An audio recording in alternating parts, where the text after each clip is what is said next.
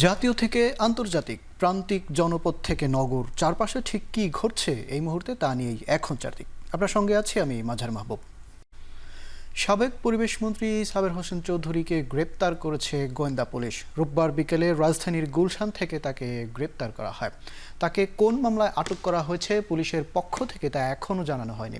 সাবের হোসেন চৌধুরী আওয়ামী লীগ সরকারের বন ও পরিবেশ মন্ত্রী ছিলেন। তিনি একাধিকবার আওয়ামী লীগের মনোনয়ন পেয়ে সংসদ সদস্য নির্বাচিত হয়েছেন। 1996 সালে আওয়ামী লীগ সরকারের নৌপরিবহন ও পরবর্তীতে এলজিআরডি উপমন্ত্রী ছিলেন সাবের হোসেন চৌধুরী। এছাড়াও সাবের হোসেন বাংলাদেশ ক্রিকেট বোর্ড বিসিবির চেয়ারম্যান ছিলেন।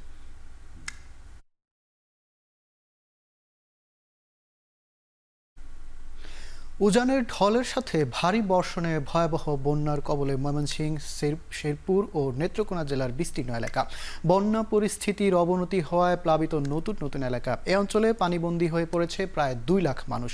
এদিকে নেত্রকোনা 186টি সরকারি প্রাথমিক বিদ্যালয়, হালুয়াঘাট ও ধোবাউড়া উপজেলায় সব প্রাথমিক ও মাধ্যমিক স্কুল বন্ধ ঘোষণা করা হয়েছে। দুদিন ধরে ঢলের জলে ভাসছে ময়মনসিংহ অঞ্চল। রাতভর ভারী বর্ষণে ময়মনসিংহের হালুয়াঘাট ও ধোবাউড়া উপজেলার বন্যা পরিস্থিতি আরও অবনতি হয়েছে। পানি বাড়া অব্যাহত থাকায় অনেকেই এরই মধ্যে গবাদি পশু সহ ঠাঁই নিয়েছেন আশ্রয় কেন্দ্রে। 2 উপজেলা মিলিয়ে পানিবন্দী অবস্থায় দিন পার করছেন লক্ষাধিক মানুষ। ভারত থেকে নেমে আসা ঢলের সাথে রাতের ভারী বৃষ্টিতে শেরপুরের নালিতাবাড়ি ও নকলা উপজেলার নতুন নতুন এলাকা প্লাবিত হয়েছে। তবে কিছুটা উন্নতি হয়েছে ঝিনাইগাতী উপজেলার বন্যার পরিস্থিতি। 3 উপজেলা মিলিয়ে পানিবন্দী 20,000-এর বেশি মানুষ। পানিতে তলিয়েছে অন্তত 37,000 হেক্টর জমির বিভিন্ন ফসল ও সবজির ক্ষেত। এছাড়া বেড়েছে নেত্রকোনার কংস ও সোমেশ্বরী নদীর পানি। জেলার 3 উপজেলার প্রায় 50,000 মানুষ পানিবন্দী। বৃষ্টি ও অব্যাহত থাকায় বন্যা পরিস্থিতি আরও অবনতি শঙ্কায় স্থানীয়দের। বন্যার পানিতে নলকূপ ডুবে যাওয়ার বন্যা দুর্গত অনেক স্থানেই দেখা দিয়েছে বিশুদ্ধ পানির সংকট।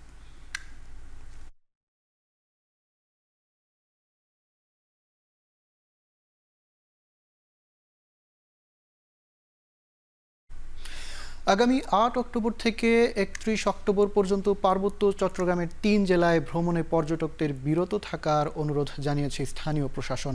রোববার বিকেলে বান্দরবান জেলা প্রশাসক শাহ মুজাহিদ উদ্দিন বিষয়টি নিশ্চিত করেন। বান্দরবান জেলা ছাড়াও রাঙামাটি ও খাগড়াছড়ি একই সময়ে পর্যটকদের ভ্রমণ থেকে বিরত থাকার অনুরোধ জানিয়েছে জেলা প্রশাসন। সম্প্রতি সংঘটিত সহিংসতার ঘটনায় পার্বত্য চট্টগ্রামের রাঙামাটি ও খাগড়াছড়িতে থমথমে অবস্থা বিরাজ করছে। এমন অবস্থায় পার্বত্য অঞ্চলে বেড়াতে যাওয়া পর্যটকদের নিরাপত্তার কথা বিবেচনা করে এমন সিদ্ধান্ত নেওয়া হয়েছে। আসন্ন দুর্গাপূজাকে ঘিরে বান্দরবানে হোটেল মোটেলগুলোতে অনেক বুকিং পেয়েছিল ব্যবসায়ীরা। এমন পরিস্থিতিতে বুকিং বাতিল হওয়ায় ক্ষতির মুখে পড়েছে এসব অঞ্চলের পর্যটক খাত।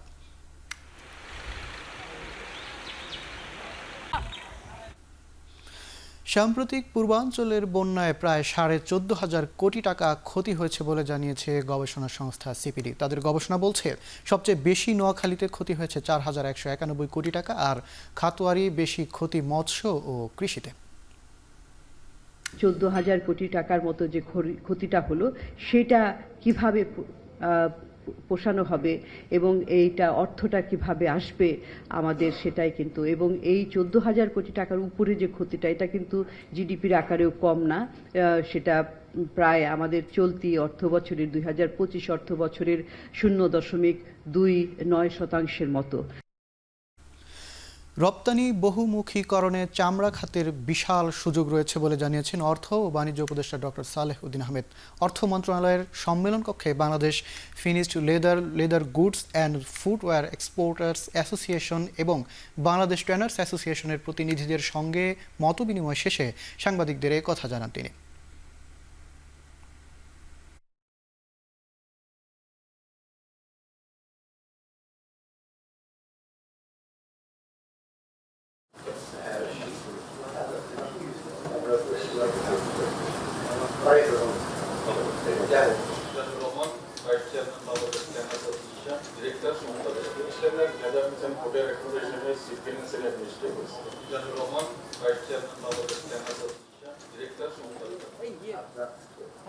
এক্সপোর্ট ডাইভার্সিফিকেশনের কথা বলছি না, এটা চামড়াটার একটা বড় একটা স্কোপ এবং তাদের নানাবিধ সম্ভাবনা আছে, সমস্যা আছে।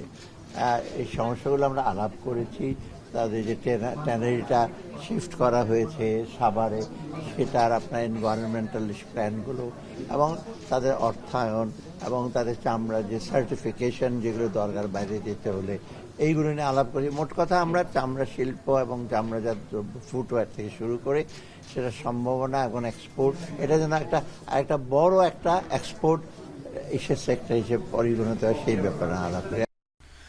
সেনা সদর নির্বাচনী পর্ষদ এসবি 2024 প্রথম পর্বের উদ্বোধন করেছেন অন্তর্বর্তী সরকারের প্রধান উপদেষ্টা ডক্টর মোহাম্মদ ইউনূস। সকালে ঢাকা সেনানিবাসে সেনা সদর কনফারেন্স হলে উদ্বোধন করেন তিনি। পদোন্নতি পর্ষদের বক্তব্যে প্রধান উপদেষ্টা ছাত্র শ্রমিক জনতার বিপ্লবে সিক্ত নতুন বাংলাদেশের সকলকে স্বাগত জানান। এ সময় তিনি গভীর শ্রদ্ধাভরে স্মরণ করেন জুলাই আগস্ট মাসে বৈষম্য বিরোধী ছাত্র আন্দোলনে নিহত সকলের প্রতি। তিনি আরও স্মরণ করেন মহান স্বাধীনতা মুক্তিযুদ্ধে অংশগ্রহণকারী সশস্ত্র বাহিনী তথা সেনাবাহিনীর শহীদ সহ সকল বীর সেনানীদের।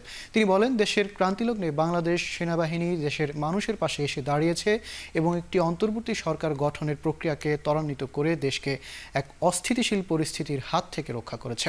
অনুষ্ঠানে সেনাপ্রধান ওয়াকারুজ্জামান সহ ঊর্ধ্বতন সেনা কর্মকর্তারা উপস্থিত ছিলেন। আসন্ন শারদীয় দুর্গাপূজায় কোনো ধরনের নিরাপত্তা ঝুঁকি নেই, এমনটাই মন্তব্য করেছেন স্বরাষ্ট্র উপদেষ্টা জাহাঙ্গীর আলম চৌধুরী। এই অপকর্মের সাথে যারা জড়িত তারা অবশ্যই বিচারের সম্মুখীন হবে। কোনো ধরনের নিরাপত্তা ঝুঁকি নাই, পূজা এবার নির্বিঘ্নে হবে।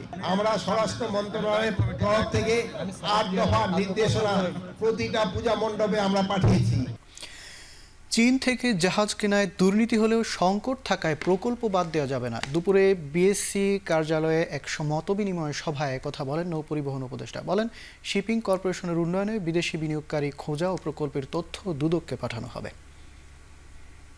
একটা টিম কিন্তু আমরা অলরেডি কাজ করছে, নেগোসিয়েশন মানে যেই প্রাইস বলেছে সেই প্রাইস থেকে আমরা ওই প্রাইসে রাজি হচ্ছি না, আমরা প্রাইস কমানোর চেষ্টা করতেছি যতটুকু সম্ভব। এখন কে টাকা নিয়ে গেল কে গেল না এটা এখন বাইর করা মুশকিল। ডলার ছিল 90 টাকা না 95 টাকা, এটা হয়েছে। এখন এইটার তো ইনকোয়ারি হবে, কিন্তু প্রজেক্ট বন্ধ থাকলে জাহাজ তো আমি আর পাবো না। সামাজিক সুরক্ষা সেবার আওতায় ভাতাভোগীর 43% ত্রুটিপূর্ণ, যা পুনর্বিবেচনা করা হচ্ছে বলে জানিয়েছেন সমাজ কল্যাণ এবং মহিলা ও শিশু বিষয়ক উপদেষ্টা শারমিন মুর্শিদ। দুপুরে সচিবালয়ে সংবাদ সম্মেলনে উপদেষ্টা আরও জানান, জুলাই আগস্টের গণ অভ্যুত্থানে এ পর্যন্ত 105 জন শিশু নিহত হওয়ার তথ্য পাওয়া গেছে। বৈষম্য বিরোধী আন্দোলনে আহত শিক্ষার্থী জনতাকে মোট 82,74,798 টাকার সেবা প্রদান করা হয়েছে আমাদের তরফ থেকে। শিশু যারা শহীদ হয়েছে আর শিশু পরিবারগুলো যারা খুব আক্রান্ত হয়েছে তাদের 105 জনকে আমরা কালকে 50,000 করে টাকা দেব। ইউনিসেফ আমাদেরকে স্টাডি পাঠিয়েছে। হ্যাঁ, 41% কি বলে টার্গেট মানে ইনক্লুশন ত্রুটিপূর্ণ। এটা তো বিশাল। বাংলাদেশ ব্যাংকের প্রকাশ্যে ঋণ বিতরণ কর্মসূচির আওতায় তাৎক্ষণিক ঋণ পেলেন সুনামগঞ্জের কৃষক ও স্বল্প আয়ের মানুষ। দুপুরে বাংলাদেশ ব্যাংকের উদ্যোগে এবং ব্র্যাক ব্যাংকের আয়োজনে জেলার 46 জন স্বল্প আয়ের মানুষ এবং কৃষকদের মধ্যে এই ঋণ বিতরণ করা হয়। পৌর শহরের শহীদ জগৎ জ্যোতি পাঠাগার মিলনায়তনের ঋণ বিতরণ অনুষ্ঠানে প্রধান অতিথির বক্তব্য রাখেন বাংলাদেশ ব্যাংকের প্রধান কার্যালয়ের ফাইন্যান্সিয়াল ইনক্লুশন ডিপার্টমেন্টের পরিচালক মোহাম্মদ ইকবাল মহসিন এবং বিশেষ অতিথির বক্তব্য রাখেন যুগ্ম পরিচালক তানভীর এহসান সহ অনেকে। সভায় বক্তারা বলেন, ভূমিহীন কৃষক ও প্রান্তিক জনগোষ্ঠী 50,000 থেকে শুরু করে 5 লাখ টাকা পর্যন্ত স্পট লোন নেওয়ার সুযোগ পেয়েছেন।